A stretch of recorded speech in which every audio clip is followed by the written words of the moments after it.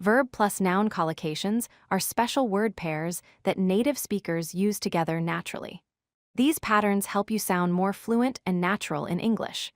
Learning these combinations makes your speaking much more authentic.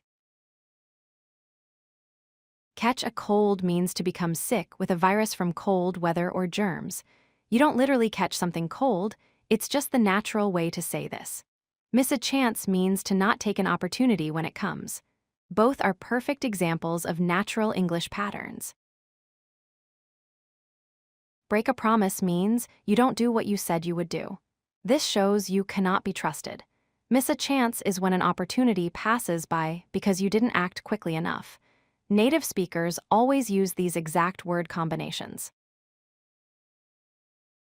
Make progress means you are improving or getting better at something.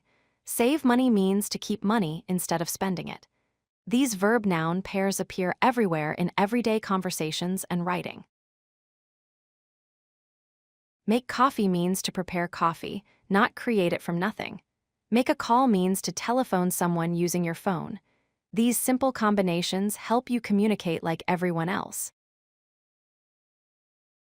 Do business means to buy, sell, or work with companies.